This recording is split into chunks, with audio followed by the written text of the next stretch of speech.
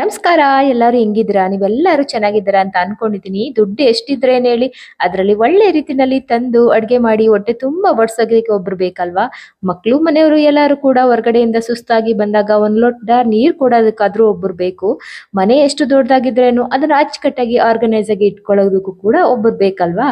ಇನ್ನು ಮನೆ ತುಂಬಾ ಜನ ಇದ್ರು ಅಷ್ಟೇನೆ ಅವ್ರನ್ನೆಲ್ಲ ಕೇರ್ ಮಾಡೋದಕ್ಕೆ ಒಬ್ರು ಬೇಕು. ಇದೆಲ್ಲ ಕೆಲಸಗಳನ್ನ ಹೊರಗಡೆ ಒಳಗಡೆ ಎಲ್ಲ ಕೆಲಸಗಳನ್ನು ಕೂಡ ಅಚ್ಚುಕಟ್ಟಾಗಿ ನಿಭಾಯಿಸ್ತಾರೋ ಅಂತ ನಮ್ಮೆಲ್ಲ ಹೆಣ್ಮಕ್ಳಿಗೂ ಹ್ಯಾಪಿ ವುಮೆನ್ಸ್ ಡೇ ಅಂತ ಹೇಳ್ತೀನಿ.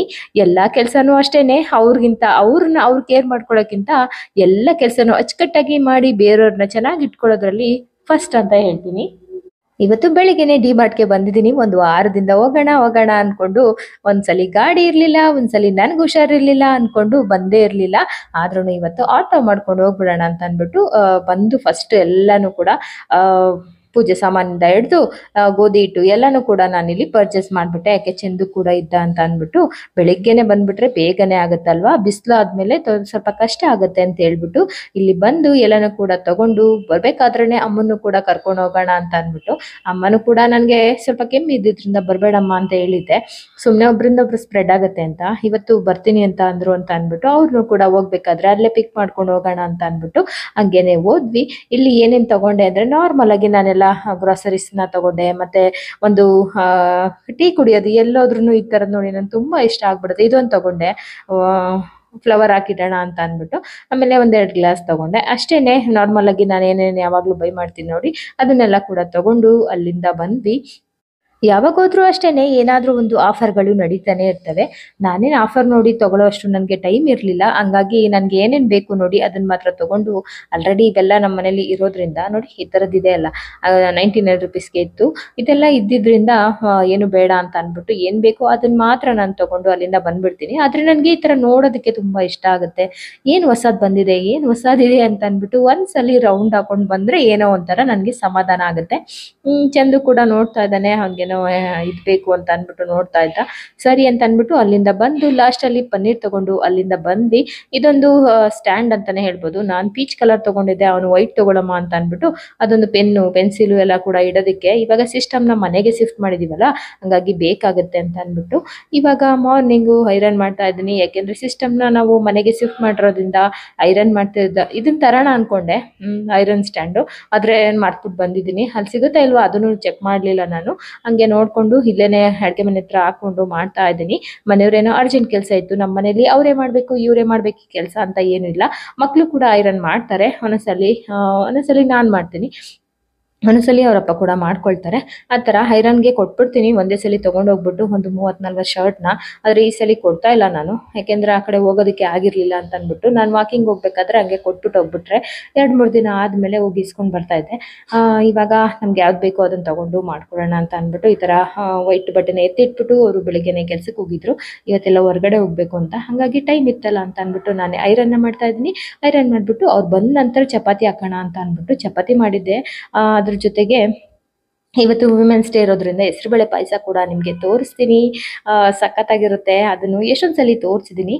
ಅದನ್ನೇನು ಸುಮ್ಮನೆ ಹಂಗೆ ಫಾಸ್ಟಾಗಿ ನಿಮಗೆ ಹೇಳ್ಕೊಂಡು ಹೋಗ್ತೀನಿ ನಿಮಗೋಸ್ಕರ ಅಂತ ಅಂದ್ಬಿಟ್ಟು, ನಿಮ್ಮೆಲ್ಲರಿಗೋಸ್ಕರ ವುಮೆನ್ಸ್ ಡೇ ಅಲ್ವಾ ಅಂತ ಅಂದ್ಬಿಟ್ಟು ವಿಶ್ ಮಾಡಿಲ್ಲ ಅಂತ ಅಂದ್ಬಿಟ್ಟು ನಾನು ನೆನೆಸ್ಕೊಂಡು ಅಷ್ಟರಲ್ಲಿ ರಶ್ಮಿ ಕೂಡ ಫೋನ್ ಮಾಡಿಬಿಟ್ಟು ವಿಶ್ ಮಾಡಿದ್ಲು.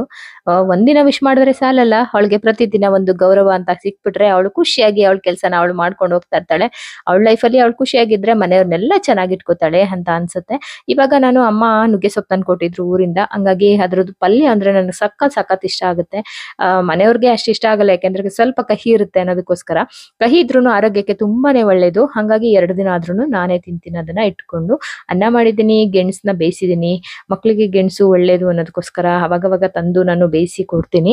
ಇನ್ನು ಉಪ್ಸಾರಿತ್ತು, ಅದಕ್ಕೇನೆ ಮುದ್ದೆ ಮಾಡ್ಕೊಳ್ಳೋಣ ಅನ್ಕೊಂಡೆ. ಮನೆಯವರು ಹೊರಗಡೆ ಹೋಗಿದ್ರಿಂದ ನಾವು ಅನ್ನನೇ ಸಾಕು ಅಡ್ಜಸ್ಟ್ ಮಾಡ್ಕೊಳ್ಳೋಣ ಅಜ್ಜಿ ನಾನು ಮಕ್ಕಳು ಅಂತ ಅಂದ್ಬಿಟ್ಟು. ಇವಾಗ ಚಂದು ಕೂಡ ಸ್ಕೂಲಿಂದ ಬರೋ ಅಷ್ಟರಲ್ಲಿ ಇವತ್ತು ವುಮೆನ್ಸ್ ಡೇ ಆಗಿರೋದ್ರಿಂದ ಪೇಡ ಮಾಡೋಣ ಅಂತ ಅನ್ಕೊಂತಾ ಇದ್ದೆ. ನಾಳೆ ಅಥವಾ ನಾಡ್ದು ನಿಮ್ಗೆ ಪೇಡನ ಯಾವ ತರ ಮಾಡ್ಕೋತೀನಿ ಅಂತ ನಿಮ್ಗೆ ತೋರಿಸ್ತೀನಿ.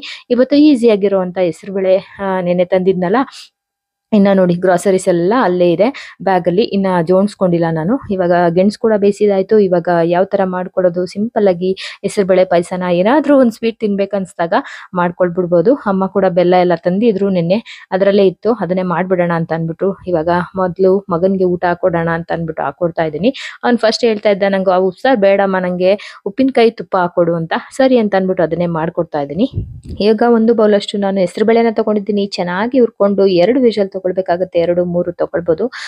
ಸ್ವಲ್ಪ ಇವತ್ತು ಡಿಫ್ರೆಂಟ್ ಆಗಿ ಮಾಡ್ತಾ ಇದ್ದೀನಿ, ಅಂದ್ರೆ ಯಾವುದೇ ರೀತಿ ರುಬ್ತಾ ಇಲ್ಲ, ಹಂಗೆ ಕಾಯಿ ತುರಿನ ಹಾಕೋಣ ಅಂತ ಅನ್ಬಿಟ್ಟು.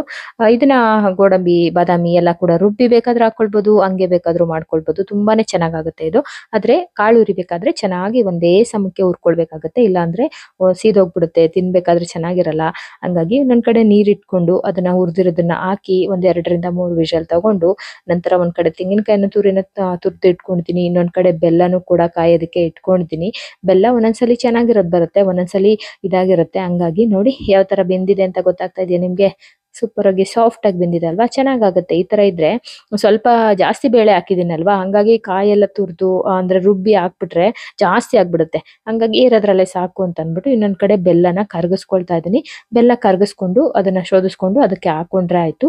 ಮುಂಚೆನೆ ನಾವು ಚೆನ್ನಾಗಿ ಹೆಸರುಬೇಳೆನ ಬೇಯಿಸ್ಕೊಳ್ಬೇಕು, ಇಲ್ಲ ಅಂತಂದ್ರೆ ಹೆಸರುಬೇಳೆ ಹಂಗಂಗೆ ಇರುತ್ತೆ. ಬೆಲ್ಲದ ನೀರು ಹಾಕಿದ್ಮೇಲೆ ಅದು ಬೇಯಲ್ಲ ಅಲ್ವಾ?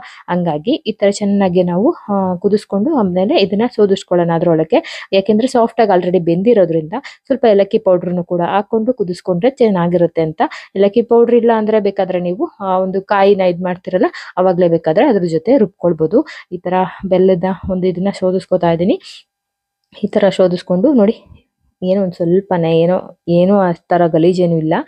ಈ ತರ ಶೋಧಿಸ್ಕೊಂಡು ಆದ ನಂತರ ಒಂದು ಮಿಕ್ಸ್ ಕೊಟ್ಬಿಟ್ಟು ಇದಕ್ಕೆ ನಾನು ಕಾಯಿ ತುರಿನ ತುರಿದಿಟ್ಕೊಂಡಿದ್ನಲ್ಲ ಅದನ್ನು ಕೂಡ ಹಾಕೊಂಡು ಏಲಕ್ಕಿ ಪೌಡರ್ನ ಹಾಕೊಂಡು ನಂತರ ಇದಕ್ಕೆ ಎಷ್ಟು ಬೇಕು ಅಷ್ಟು ನಿಮ್ಗೆ ಇಷ್ಟ ಆಗುತ್ತೆ ಅಂದ್ರೆ ದ್ರಾಕ್ಷಿ, ಗೋಡಂಬಿ, ಬಾದಾಮಿ ಎಲ್ಲಾನು ಕೂಡ ಒಗ್ಗರಣೆಗೆ ಹಾಕೊಂಡ್ಬಿಟ್ರೆ ಸಖತ್ತಾಗಿ ಟೇಸ್ಟಿ ಆಗಿರುವಂತ ಪಾಯಸ ರೆಡಿ ಆಗ್ಬಿಡುತ್ತೆ. ಅಥವಾ ನೀವು ಮಾಡ್ತೀರಾ ಅಂತಂದ್ರೆ ಗೋಡಂಬಿ, ದ್ರಾಕ್ಷಿ ಅದನ್ನೆಲ್ಲ ಕೂಡ ರುಬ್ಬಿ ಕೂಡ ಮಾಡ್ಕೊಳ್ಬೋದು, ಹಂಗೆ ಕೂಡ ಮಾಡ್ಕೊಳ್ಬೋದು. ಇಲ್ಲ ಅಂದ್ರೆ ಗಸಗಸೆನು ಕೂಡ ರುಬ್ಬಿ ಹಾಕೊಂಡ್ರು ಅದು ಚೆನ್ನಾಗಿರುತ್ತೆ.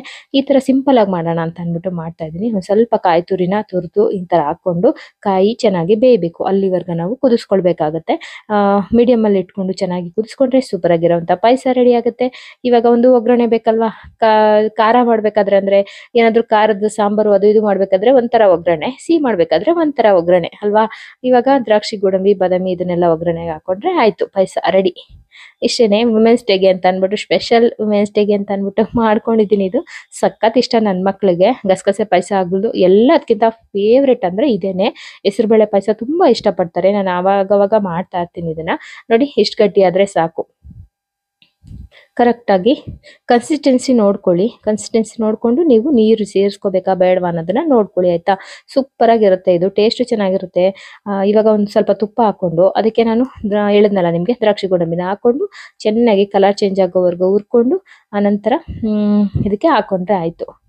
ಗೋಡಂಬಿ ಫಸ್ಟ್ ಹುರ್ಕೊಂಬಿಡಿ, ಯಾಕೆಂದ್ರೆ ಗೋಡಂಬಿ ಸ್ವಲ್ಪ ದಪ್ಪ ಇರೋದ್ರಿಂದ ಕಲರ್ ಚೇಂಜ್ ಆಗ್ಬೇಕು. ಕಲರ್ ಚೇಂಜ್ ಆದ್ಮೇಲೆ ದ್ರಾಕ್ಷಿ ಹಾಕೊಳ್ಳಿ, ಇಲ್ಲಾಂದ್ರೆ ಫಸ್ಟೇ ದ್ರಾಕ್ಷಿ ಎಲ್ಲ ಸಿದೋಗ್ಬಿಡುತ್ತೆ. ಗೊತ್ತಾಯ್ತಲ್ವಾ ನಿಮ್ಗೆ? ಇವಾಗ ನೋಡಿ ಈ ತರ ಆಗ್ತಾ ಇದೆ ಅಲ್ವಾ? ಇವಾಗ ದ್ರಾಕ್ಷಿನ ಹಾಕ್ತೀನಿ. ದ್ರಾಕ್ಷಿ ಹಾಕ್ಬಿಟ್ಟು ಒಂದ್ ಸ್ವಲ್ಪ ಅದು ಆ ಬಿಸಿನಲ್ಲೇ, ತುಪ್ಪ ಬಿಸಿ ಇರುತ್ತಲ್ವಾ ಅದ್ರಲ್ಲೇನೆ ಅದು ಇದಾಗ್ಬಿಡುತ್ತೆ. ನೀವೇನು ಜಾಸ್ತಿ ಹೊತ್ತು ಬಿಡೋ ಅವಶ್ಯಕತೆ ಇಲ್ಲ. ನೋಡಿ ಆಗೋಯ್ತು. ಇದನ್ನ ಎತ್ತಿ ಒಂದು ಪಾಯಸದೊಳಗಡೆ ಹಾಕ್ಬಿಟ್ರೆ ರೆಡಿ ಆಗುತ್ತೆ. ಬೌಲ್ಗೆ ಹಾಕೊಂಡು ತಿಂತಾ ಇರೋದು ಅಷ್ಟೇನೆ. ನನ್ನ ಮಕ್ಳಿಗಂತೂ ಫೇವ್ರೇಟ್ ಅಂದ್ರೆ ಫೇವ್ರೇಟ್ ಇದು. ಹಿಂಗೆ ಹಾಕ್ಬಿಟ್ಟು ಒಂದು ಮಿಕ್ಸ್ ಕೊಟ್ಬಿಟ್ರೆ ಆಯ್ತು. ಪಾಯಸ ಹೆಂಗಿತ್ತು ಅಂತ ತಿಳಿಸೋದನ್ನ ಮರಿಬೇಡಿ. ವಿಡಿಯೋ ಇಷ್ಟ ಆಗಿದ್ರೆ ಲೈಕ್ ಮಾಡೋದನ್ನ ಮರಿಬೇಡಿ. ನೀವೆಲ್ಲ ಹೆಂಗೆ ಆಚರಣೆ ಮಾಡ್ತಾ ಇದ್ರ ವಿಮೆನ್ಸ್ ಡೇನ ಅನ್ನೋದನ್ನ ತಿಳಿಸೋದನ್ನು ಕೂಡ ಮರಿಬೇಡಿ. ಸೂಪರ್ ಅಂದ್ರೆ ಸೂಪರ್ ಟೇಸ್ಟಿಯಾಗಿ ಆಗಿದೆ ಅಲ್ವಾ?